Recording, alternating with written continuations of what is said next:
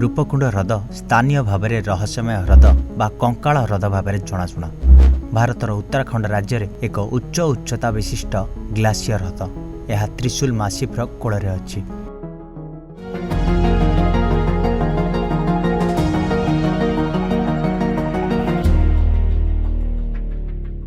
Mystery drive को आपन को स्वागत करुच्ची मु आनंद। एही चैनल रे विभिन्न प्रकार रहस्यमय वीडियो आपन देखिबा को पाइबे। जदि एही चैनल टी को आपन सब्सक्राइब करि नाहंती तेबे जल्दी जाई सब्सक्राइब कर दियंतु।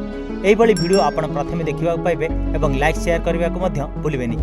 हिमाचल प्रदेश रे अवस्थित ह्रदर चतुर्दिगरे बासहीन प्राय 5020 मीटर पत्थर खंड ग्लेशियर एवं तुषारपात पर्वत द्वारा घेरी रही।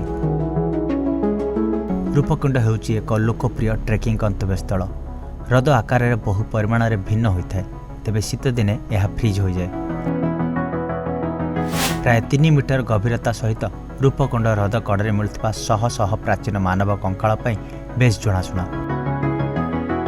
तुषार तरलिबा परे मनुष्यर कंकाल अंश विशिष्टांश यही तल भाग में दृश्यमान हुए।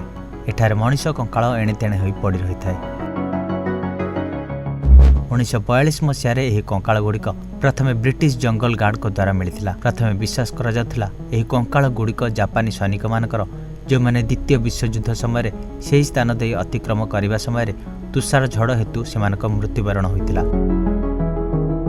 पाखापाखि अर्ध शताब्दी अधिक हेब मनोविज्ञानी एवं वैज्ञानिक माने यह कंकाल गुड़िक नहीं अनुसंधान करथिले।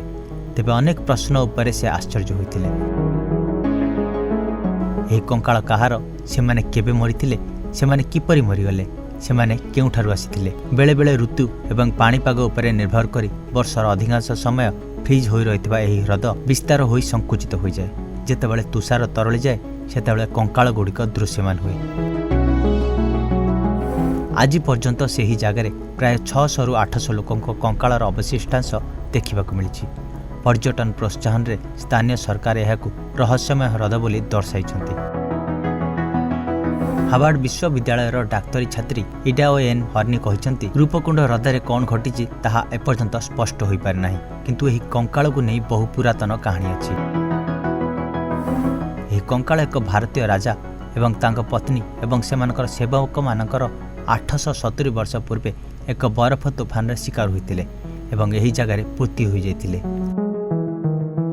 आ एक कथा मध्य कहा जाउछि जे यह एक कब्रस्तान मध्य होइथाय पारे, जेउठी एक महामारी द्वारा मर जाइथिबा लोकन को पोता जाइछि।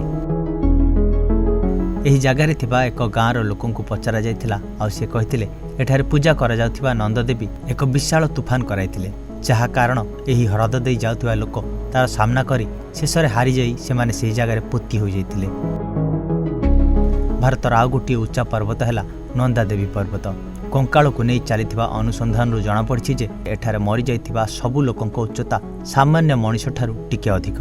एमानक मध्यरु अधिक मध्यम बयस रे थिले, जहांका बयस 35 रु 40 भितर थिला। 5 वर्ष हेब चलीथिबा एक अनुसंधान जना पड़ी जे ए सबु कुहा जाउथिबा कथा सत होई न पारे। वैज्ञानिक माने जेनेटिक रूप से ह्रदरे मिलथिबा अस्थि को नहीं अनुध्यान कले एथिरे 15 महिलांकर अस्थि सामिल अछि। एथिरे थिबा किछि अस्थि 1200 वर्ष पूर्वर। अध्ययनर मुख्य लेखिका इडेओएन हर्ने हार्वर्ड यूनिवर्सिटी पीएचडी छात्री। से कहवा कथा कौन एक तूफान द्वारा से मृत्यु होता। एबे भी सत कौन जना पड़ी नाही कि रूपकुंड ह्रदरे कौन होता, किंतु आमे एही कथा निश्चित कहि परिबा जे आमे देखुथिबा एही मृत्यु कौनसी गोटे घटना पाई होइनी। एही जगारू ना किछि हथियार मिलिछि ना किछि अलगा सामान मिलिछि। सेथिपई अनुसंधान करा जाउछि जे किछि खास बेमार द्वारा एही लोक माने मरि जाइतिले। अध्ययनରୁ जना पड़िछि जे 19 शताब्दी रे कौनसी तीर्थयात्री सेठाकु जाउ नथिले, किंतु एमिति भी कहा जाउछि पूर्वरु सेही स्थानीय मंदिर रे मिलिथिबा शिलालेखारु जानिबाक पाइछन्ति जे सेही जगाकु लोके तीर्थयात्रा पई जाउथिले। वैज्ञानिक मानक कहवा कथा यही जगार किछि कंकाल सेही लोक मानकर होइथिबो जहा मृत्यु कौनसी तीर्थ पई होई जाइछि।